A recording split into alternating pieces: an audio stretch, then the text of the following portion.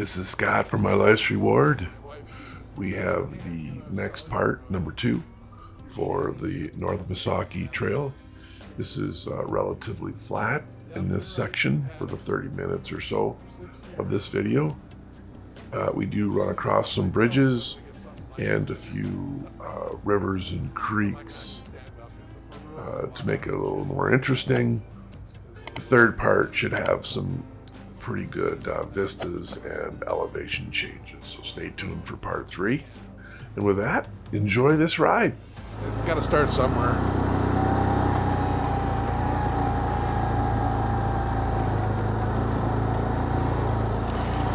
So the prudent thing to do would be to use that and see if I even like to ice fish anymore.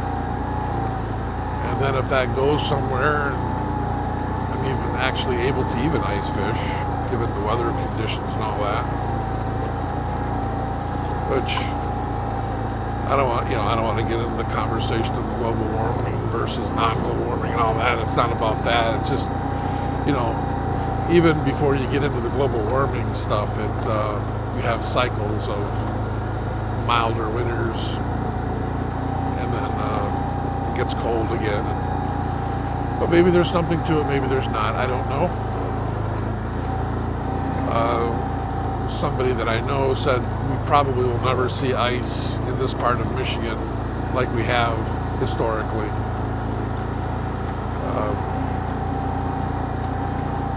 Okay.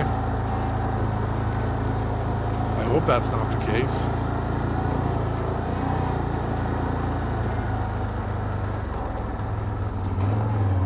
All right, we are 8.3 miles in on the trail, or thereabouts. We had that little detour that we took, which is probably maybe a mile or so. Okay.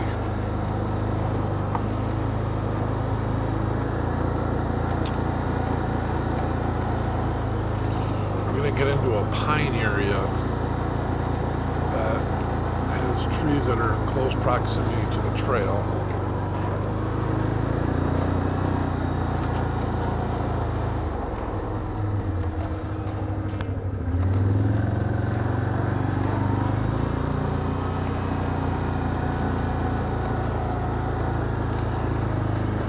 Supposed to rain tomorrow. What's the date today? The date is October 22nd. It's a Tuesday.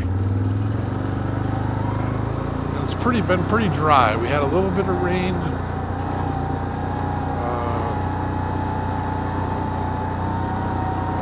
last weekend on Sunday. It rained a lot. But it's right back to dry conditions again.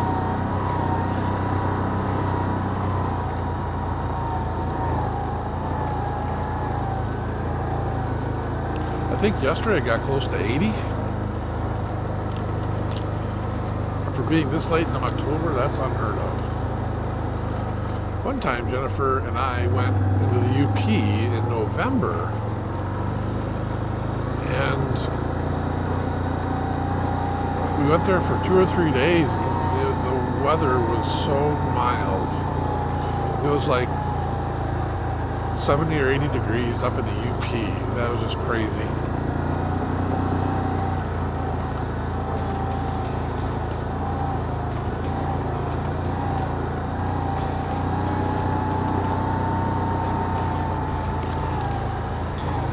So retirement, I gotta start thinking about it. I'm a couple of years away. They say you're not supposed to reveal your intentions, but that's what this channel is about. It's about moving closer to retirement, so that's something that's inevitable for everybody, but I guess, if your employer knows what your intentions are, they may do stuff to push you into it. I would trust, since I've been at Ferris for 35 years, that they would not do that to me. Ferris has been really good to me. It's been good to my family. I don't like what's happening now with leadership.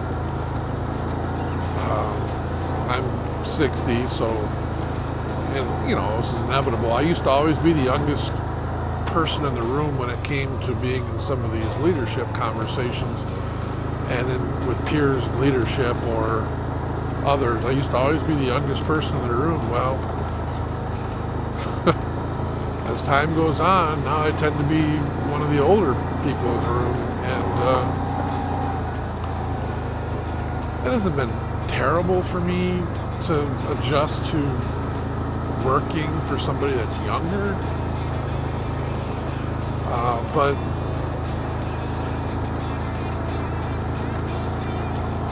I don't know, just this generation of leadership that's coming in, just, I don't know, they seem like they're just, there's a lot of seeming what I think is arrogance, and that they know best, and they, I don't know.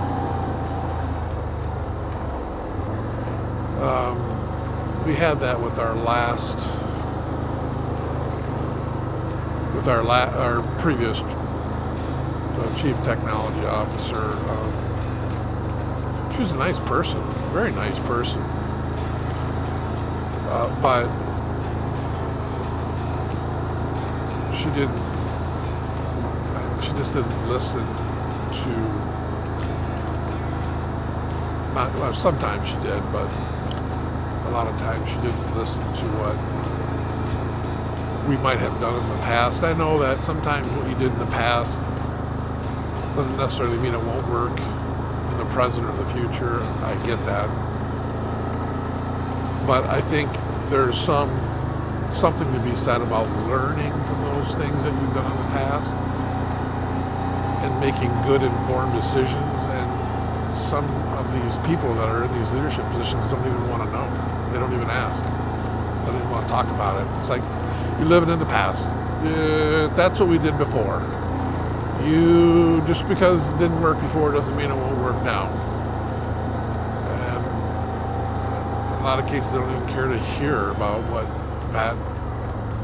happened, what maybe made it not work. So I would like to see Ferris prosper and continue. COVID really hit it hard. I remember in 2020,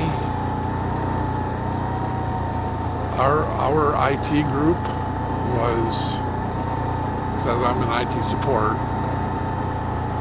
I mean, we were one of the only people on campus. It was a ghost town. And that was pretty eerie. To come into Ferris, where it's usually bustling with people,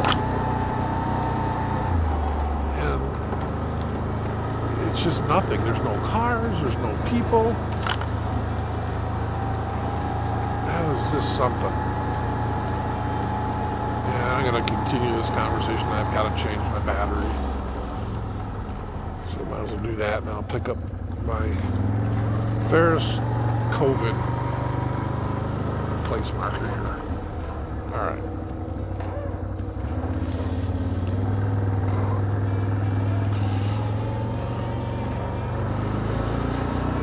Okay, so so COVID happened, and Ghost Town IT, and boy, were we set up nicely for.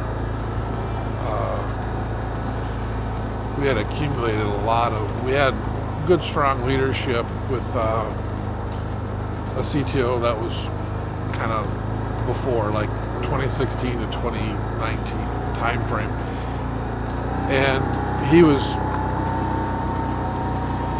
really supported us, and we accumulated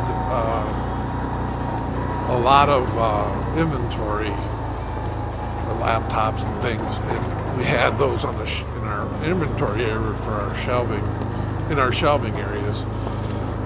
And it was so fortunate that we had that, because the university wasn't set up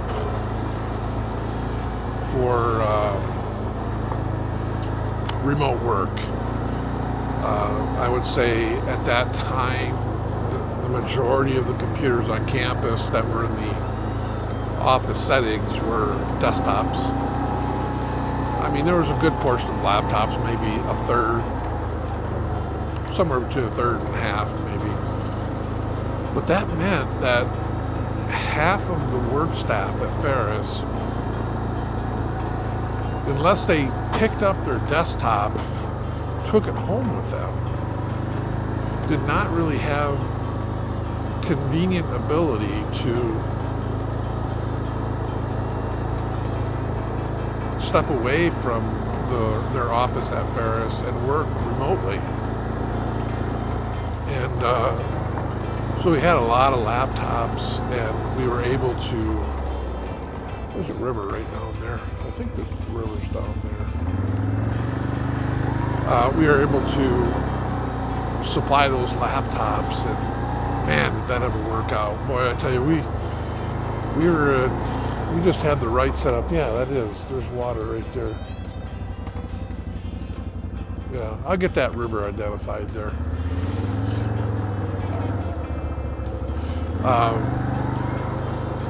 Everything just worked out. So we had the laptops, and then we had some good partnerships with Verizon and AT&T on our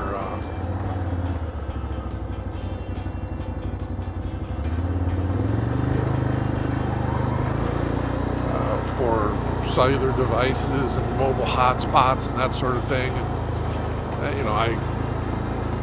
there's much better solutions than a hotspot, because it worked well for a little while, and then of course they throttled it after you went through your data plan. But anyway, it was better than nothing, and people had the ability to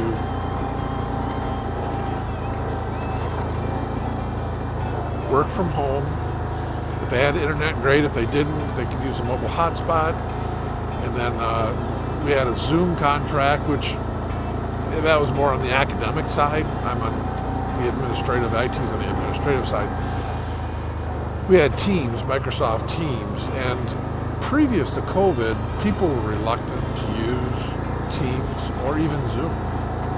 They weren't comfortable, as comfortable doing meetings on a computer. And I have to say that was probably something good that came out of COVID, is it forced people to reevaluate that and the potential of being able to do that.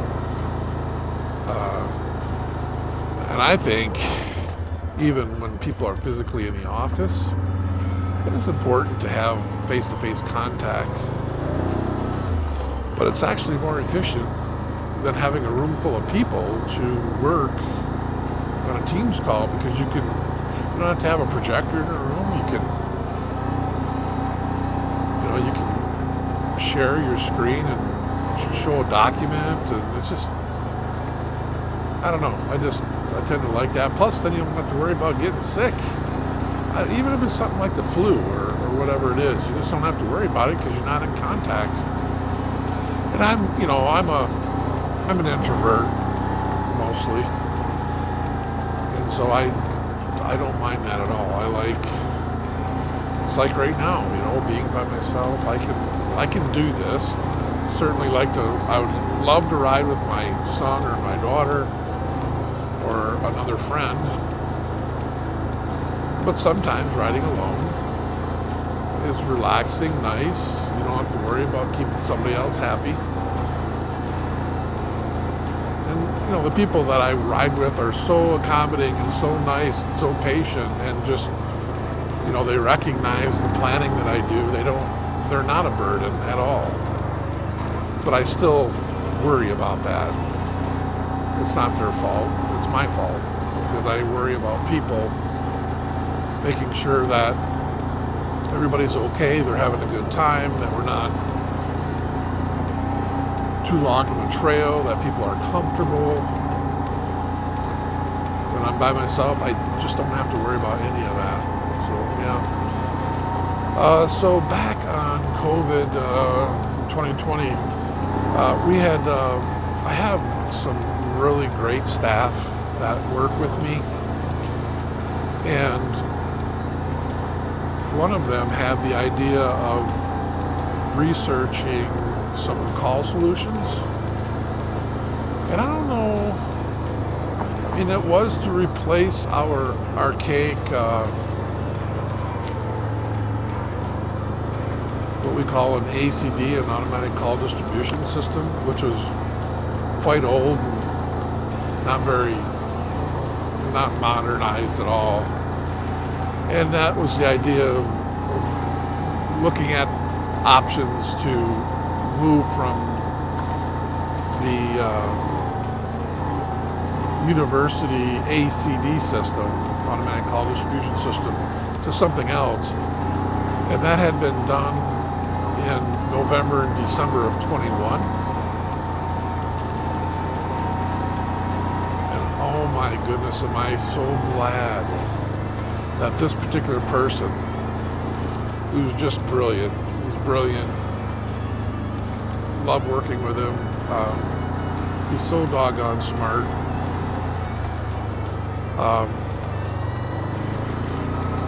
That he had the foresight to do that, because when, oh, right there we go. There's some horse evidence.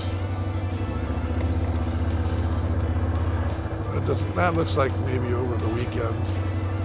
Doesn't look too fresh. Okay, I don't think there's a horse out here, but we'll be careful. I think there's a river down there. I think the same river's down there too. I'm glad he had the vision to look at that, and then when February came around and I was working with a relatively new boss, we didn't know each other very well.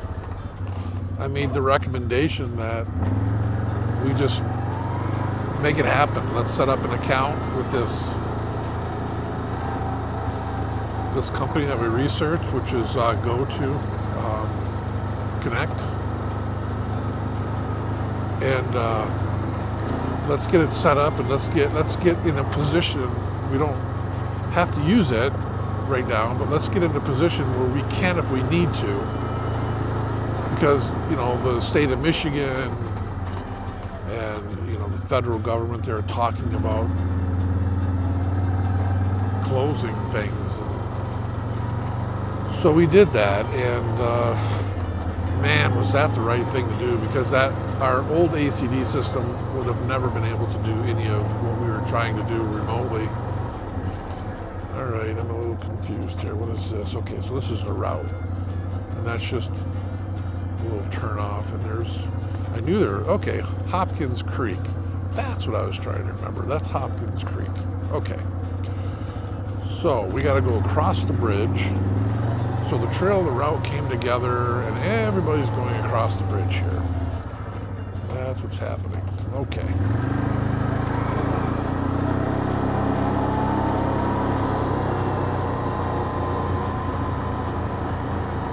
I didn't even look down the creek. Bad on me. All right.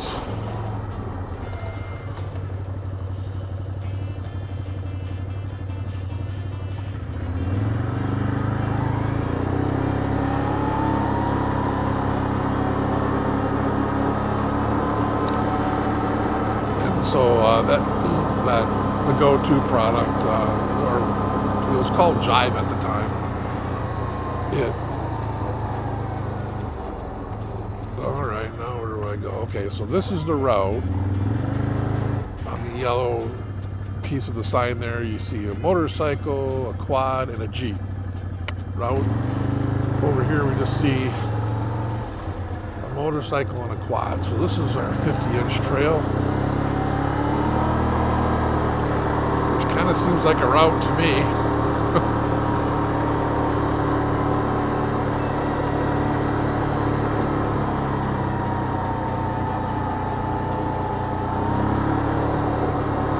We're at 11 miles.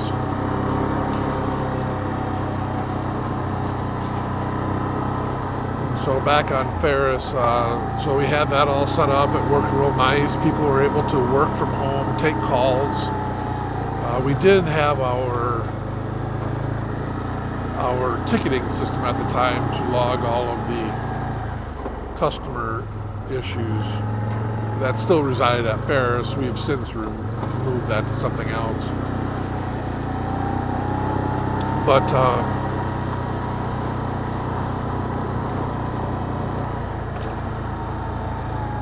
it still worked good enough for everybody, and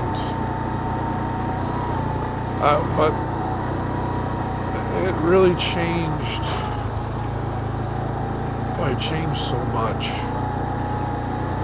You know, at the time, it was like, well, this is kind of interesting, and what's going to happen? Is the university going to make it through this? Or is the university ever going to be able to hold classes again? You know, there's all those questions looming around in the back of your head.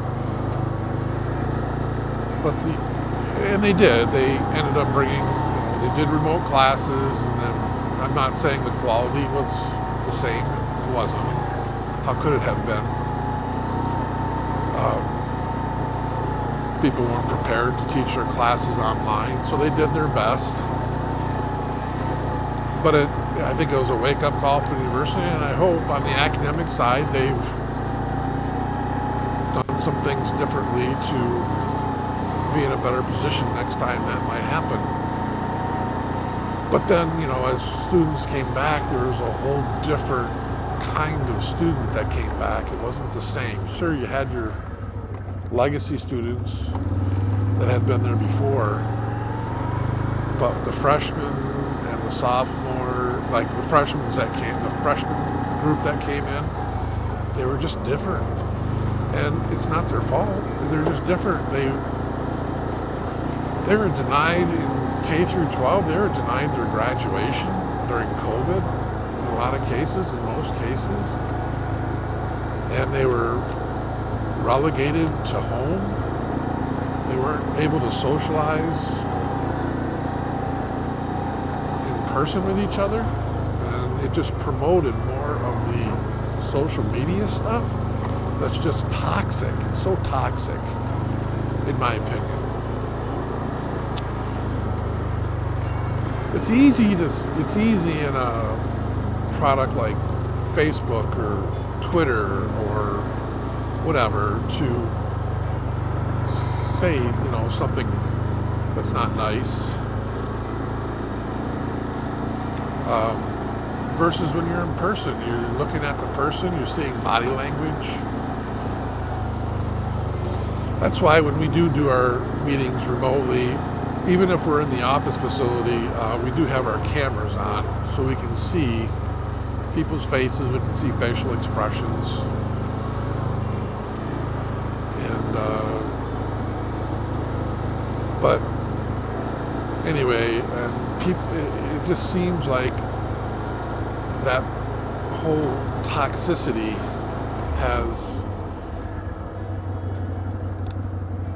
it was actually more contagious than COVID itself. It just spread, and it spread to all levels, all ages, young and old. You know, I think it became harder for people to live with each other as neighbors, or you know, you have fishing and you're using the same lake, you know, being civil to each other, or the boat launch, or a campground. There just seems to be a lot of conflict. I think there was a partridge or grouse that just was right there. I think I might have missed it.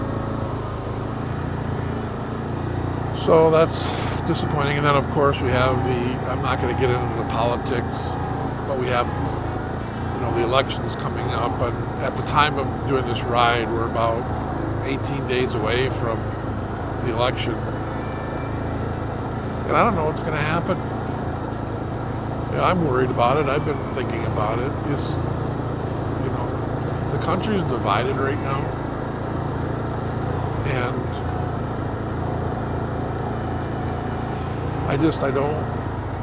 I want there to be an honest and fair election, and then whoever wins, wins. And we accept that winner, and we unite behind that person, and we try to fix the problems that are out there.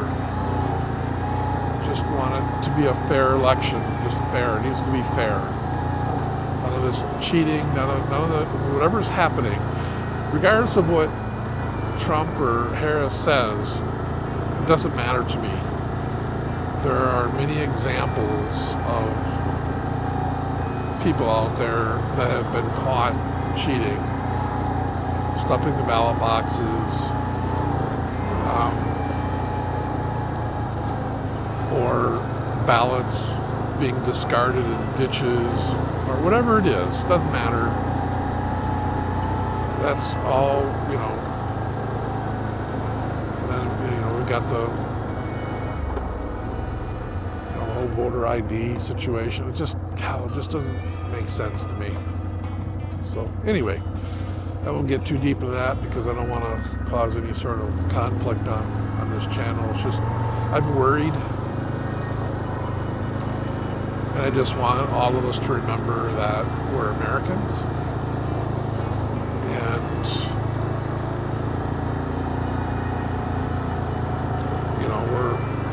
we're all part of the same country, and we don't think about World War II, how the country united.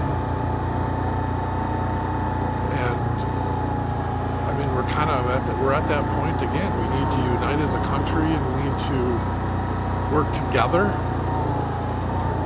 to help each other, help the world. So, yeah. All right, being that I didn't look at the sign back there, but being there's a sign there, I assume I have to turn left. So that's what I'm going to do. I'll turn left, and that is confirmed with my map. All right, nobody coming. Looks like we're probably gonna have to cross another bridge. Maybe, maybe not.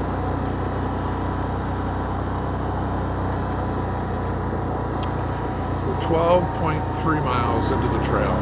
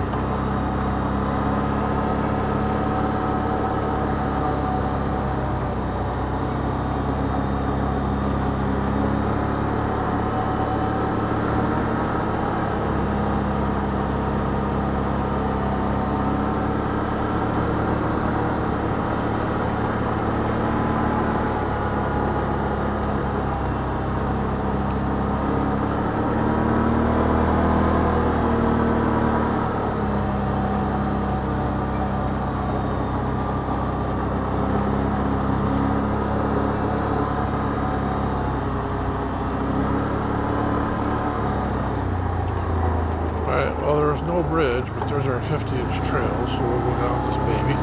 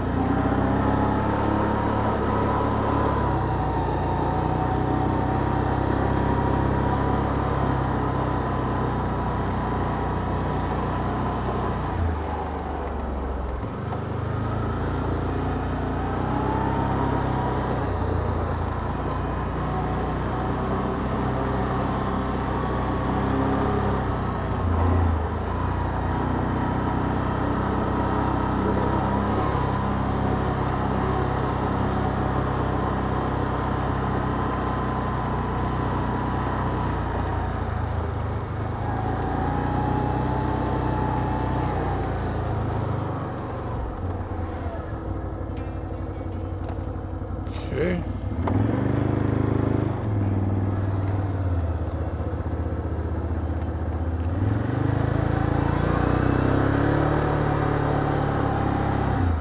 Not sure we're going the right way here. Let me double check here.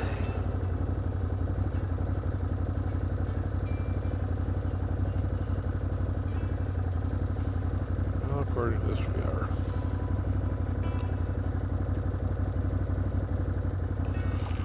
All right, we'll go.